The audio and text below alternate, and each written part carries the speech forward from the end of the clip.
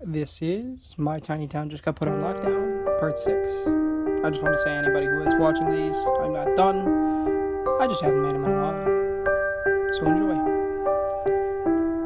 Day 24, Part 1. Daddy, can you open this for me? I woke to Addie holding a pack of powdered donuts in my face. She had pulled from the vending machine. I hadn't even realized I'd fallen asleep last night. I missed the slumber having it now fleeted from me. Daddy, open this, please. Addie repeated. Ugh, okay, yeah. Sure thing, sweetheart. I groggily responded, sitting up and taking the small package from my daughter's tiny hands. I tore the plastic open and handed it back to her. Thank you, Daddy, she said as she sat back down next to Bodhi. She shoved an entire mini donut into her mouth and then gave the following one to Bodhi, whom was all too happy to accept it. Once Grace and the girls were settled, eating vending machine breakfast, I walked the back door, moved the barricade, unlocked the door, and prepped my bow before scanning the area.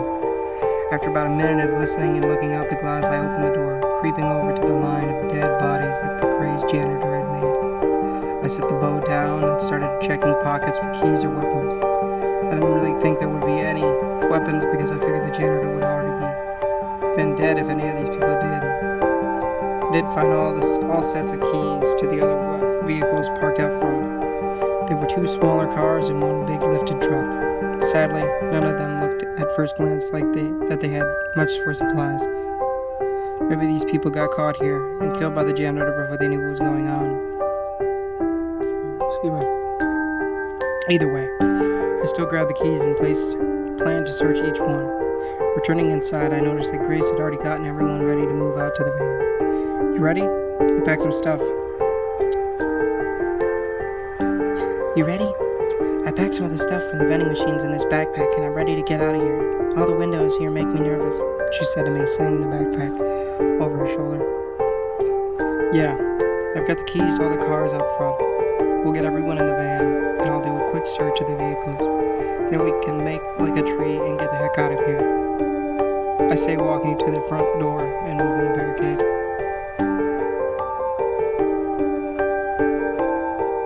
I locked the door and hold still, looking out to the van and surrounding area. Seeing no movement, I motioned for Grace and the girls to go.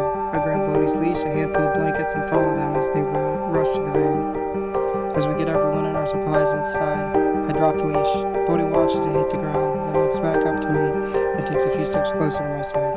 Surprised that he didn't immediately run off like he would typically, I knew that he understood his new job as a team member and protector during all of this. I walked around to the back of the van and opened the hatch. Bodhi promptly jumps inside and turns to look in the back at me as I close it. Once everyone is secured, I make my way to the truck, searching the bed before each set of keys till I found the right one to unlock the cab. Entering the truck, I do a quick search of the cabin as I expected. Besides the various country music CDs, there was nothing of use. Quickly, I stepped back, shut the door quietly, and rushed over to the other two vehicles, conveniently parked next to each other. The first I came up to look just as empty as the truck had been, but I thought to check it anyway. Inside the front of the car, there was little more than change in the center console and napkins in the glove box. In the back seat sat a children's tablet and a stuffed animal. I knew who this car belonged to at the sight of that. I checked the trunk and surprisingly found a gas can that was full. Heck yeah, something useful, I thought to myself, and set the can on the ground. There was nothing else of use in that trunk. From the last car, I found the most stuff.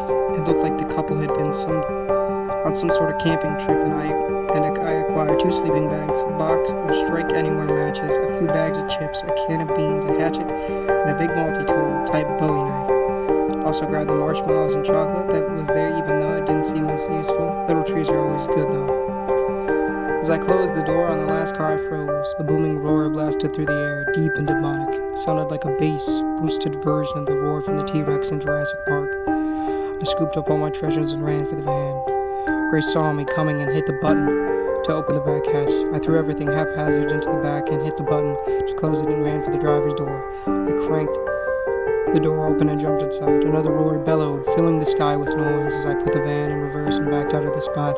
Bodhi stood his front paws on the center console and growled out the windshield toward the building. I jammed the van into drive and peeled out to the on-ramp and backed into the interstate. What was that? Did you see it? Grace yelled out as our tires met the pavement of the interstate. No, I didn't see it, and I have no idea what it was, but I'm not really sure I want to find out, I replied, speeding away.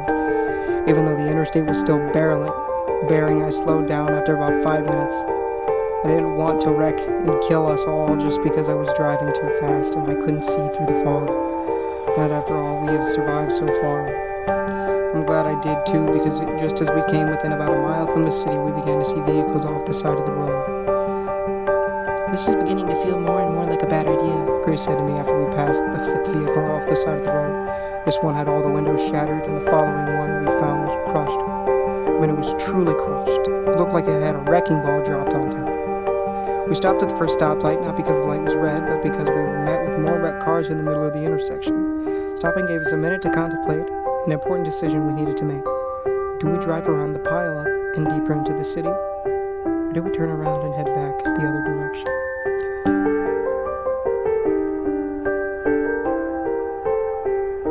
I don't like this any more than you do, but we are going to need more secure shelter, or at least something a little more substantial than this bow and the 7 arrows we have left, I finally responded, motioning to the bow sitting next to her. We don't know how far this goes. We don't know what we'll run into later, and we sure as heck don't know what was making that roar back at the rest stop. I hate this. You're right, I really don't like this, but it's something we are going to need to do sooner or later. Right now it seems pretty quiet. That is that gun shop just up the road, then a few grocery stores near it, and a Dick's over there relatively close to that area too, she says, shaking her fist in the air. Exactly. And we can hit all those without having to go very deep into town. Once we do that, we can make a plan for finding somewhere to settle down and be secure and safe, I say. Mommy, I want my cup, Addie yells from the back. Grace reaches back and grabs Addie's sippy cup and fills it with apple juice she snagged from the vending machine. Bodhi chuffs as Grace hands the cup back to Addie, and I press the gas to move around the wreckage. Another road to our first stop. Wow, this was a very short part. I didn't realize that. Oh my gosh. Thank you guys so much for watching. Please, if you want to, go check out our other videos on the channel. And if you're interested, new Krishna videos will be coming soon. I need to make them, but yeah. Thank you guys so much for watching, and God bless you all. Amen.